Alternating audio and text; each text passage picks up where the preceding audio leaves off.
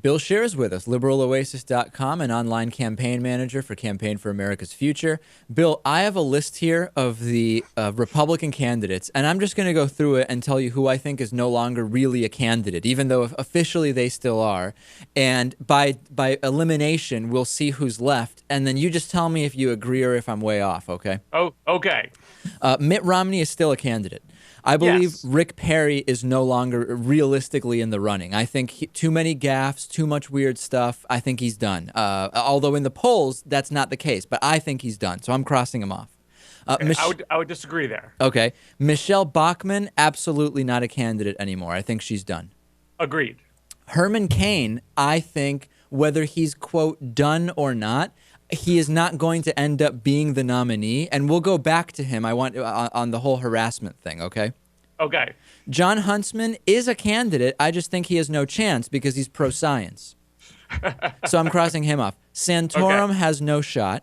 Agreed. I think Newt Gingrich, he's doing a little bit better in the polls. I actually think he would be the guy that would make Obama look the worst in debates if it ever got to that point.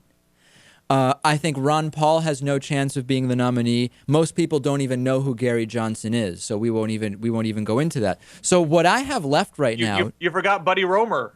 Right, I did forget Buddy and Fred, the openly gay candidate, Fred Karger. I interviewed him. Yeah.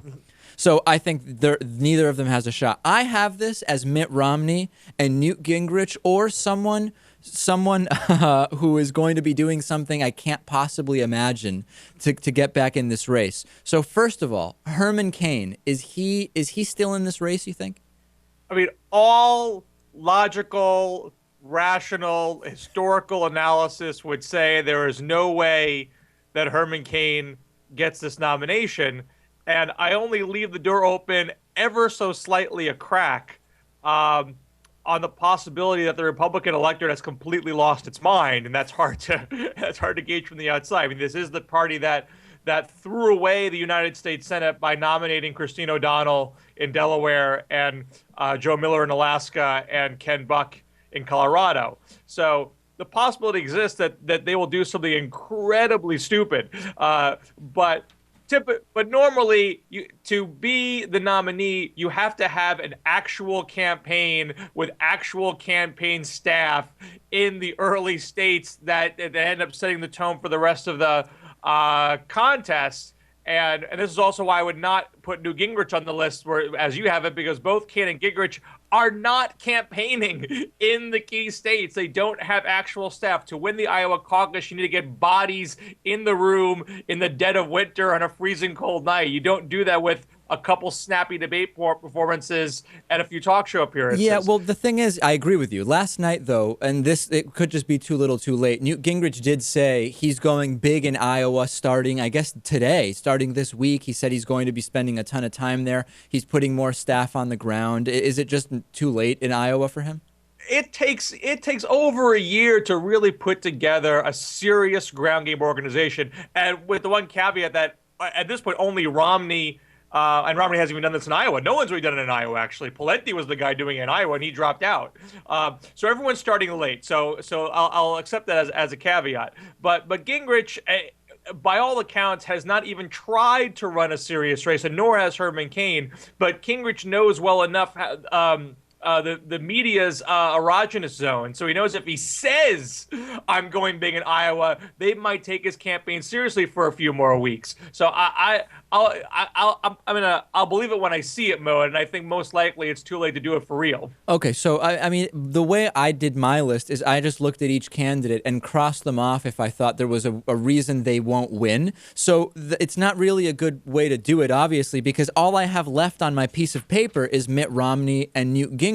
But you say Rick Perry is still a possible candidate. Look, I can give you a great reason why they all will lose, but of course one of them has to not lose. Mitt Romney, for all the things he's doing correctly, having actual campaign staff, not screwing up in debates, not making too many incredibly ridiculous gaffes, though he certainly had his missteps. For all the things he's doing correctly, this guy still can't break 25% in any national poll and in most state polls. So there's clearly a resistance to him, even though he's the only guy doing anything remotely properly. Is it Mormonism? Is that why he's hitting this cap? Will Republican primary voters not vote for a Mormon? I'm sure there's a faction that's like that, but I doubt it is terribly serious. I think the deeper problem for Romney is that the bulk of the Republican primary electorate is very conservative, and Romney has a lot of unorthodox positions in his past for a Republican conservative voter to accept, and lots of flip-flopping, lots of hypocrisy, lots of questions. Can you believe this guy when he's telling me he's conservative today when he wasn't just a few years ago? Yeah, well, the most consistent thing about Romney is he polls 25%, right? I mean, there's none of the actual issues has he been consistent. You're right in that he's just at 20. He's a 25% guy. Right. And, you can, and I've said this on your show before, you can win a multi-person primary with like 35% of the vote if there's a lot of fracturing going on, and you can pull 25 today and pick up some undecideds to get to 35 tomorrow. So I'm not saying he's out of it by any stretch, but there's clearly a resistance that if any actual conservative could consolidate just a portion of the Republican primary electorate and just not be a complete dolt, you'd probably take out Romney. It's just there for the taking. And, Perry, I would still think has the most plausible shot of doing this. He has the most money. He has the most staff. He has some track record of winning elections. Yeah, but hasn't Rick Perry? Rick Perry appears to have lost his mind. I mean, have you seen what's been going on lately between the bizarre speech where he appeared to be drunk? I mean, we have no evidence he was drinking, but he was talking like a crazy person. We've got niggerhead, which still to me is out there as something that if it gets a media push, it's back in the news. I think he came off incredibly bad in that last debate with Romney. I just don't know what's going on with Perry. I think the speech in New Hampshire from over the weekend is a little overblown. It was sort of a loosey-goosey speech, probably not a strongest one, but I didn't quite get the vibe that he was even remotely or appearing to be drunk. I didn't get the same vibe from it. I don't think it's a deal breaker speech. But to your larger point, he clearly missed his initial opportunity to really take control of the race by going in with a big head of steam and a lot of hype, and then not following through in the early debates. So he has to get his mojo back in some way. Again, no one's got the whip hand here. But if Perry could find a way to, because the only reason why Romney stays around at all, why some conservatives will settle for him, and I think some conservatives would if they're left with no other choice, is the notion that he might be the most electable possibility, and they want to beat Obama very badly. If Perry can somehow, hit Romney's vulnerabilities and say, you know what, this guy is not electable. This guy will get torn apart by Obama. This guy is flip-flopped so much, he is ripe for the picking, and I will show you how Obama will do it by doing it myself.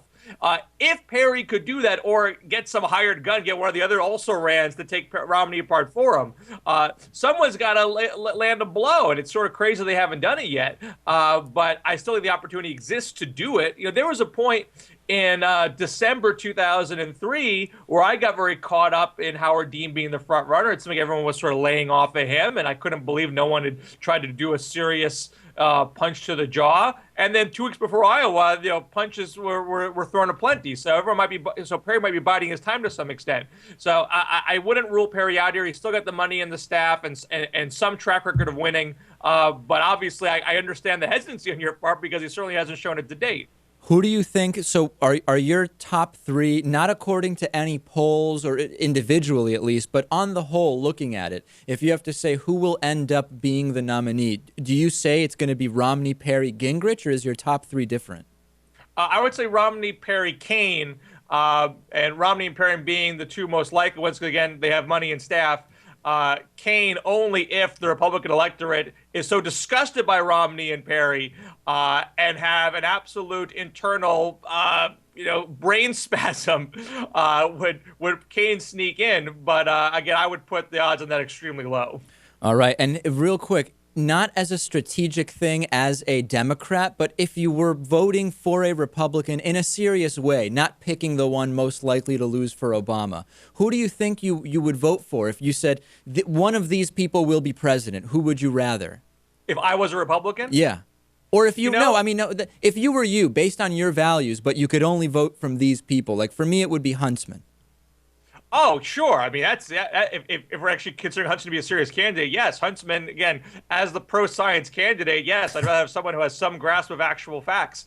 But there's certainly plenty of things on Huntsman's record to not get excited about if you have a liberal or a moderate sensibility. Particularly his tax plan is horrific. But yes, he does have some acceptance of how the world works. But fortunately, I don't have to make those tough decisions. I have other more serious options, including the current president, that I get to choose from. I don't have to worry about that. All right, well, there it is. Bill Scher, liberaloasis.com, and Campaign for America's Future. I'm fascinated myself to see how this turns out, so we'll keep watching it. Absolutely. Take care.